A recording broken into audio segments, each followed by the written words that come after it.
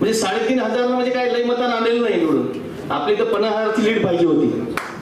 आपण कुठं कमी पडलो? म्हणजे आपल्याला आत्मपरीक्षण करायला लागणार आहे. काय माझी चूक झाली हे बी आत्मपरीक्षण करायला लागणार आहे. त्याच्यामुळे आपण कुठं कमी पडलो हे आपल्याला कळायला पाहिजे.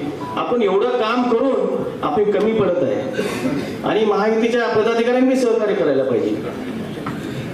ठीक आहे, जुन्या यांनी सहकार्य केलं, आता नवीन येणाऱ्या भाजपच्या यांनी कुठं सहकार्य केलं? आपल्याला पैसे वाटले आपल्या विरोधात.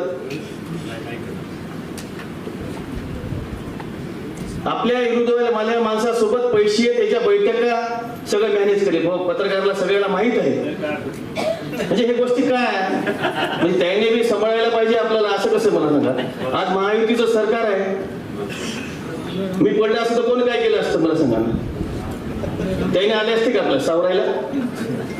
नाही. नवीन भाजपचे येणाऱ्या लोकांनी काम केलं नाही हे सगळ्यालाच माहित आहे. मी कसं तरी निवडून आलो जनतेच्या सेवेमध्ये. लोकांचं 5 वर्षाचं काम होतं माझं.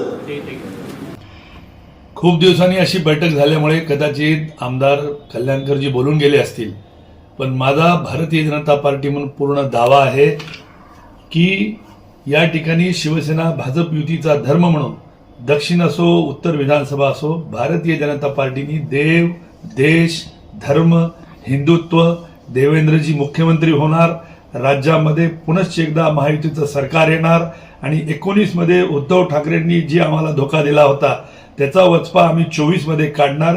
या समग्र गोष्टीचा विचार करून कट्टर निष्ठावंत असलेले हिंदुत्ववादी लोकांनी खान किंवा बान असा उत्तरमध्ये असाही टोकाचा प्रचार झाला आणि भारतीय जनता पार्टी पूर्णपणे कल्याणकरांच्या पाठीशी उभा होती. आमच्या पक्षाचा उमेदवार नसताना देखील उत्तर आणि दक्षिणमध्ये, आणि याचं प्रमाण एकच आहे, दक्षिणमध्ये दिलेला शिवसेनेचा उमेदवार नौका होता पण तो कडवट शिवसैनिक आहे, निष्ठावान शिवसैनिक आहे आणि भाजपने त्याच्या पाठीशी उभारलं पाहिजे म्हणून आम्ही त्याला निवडून आणलं.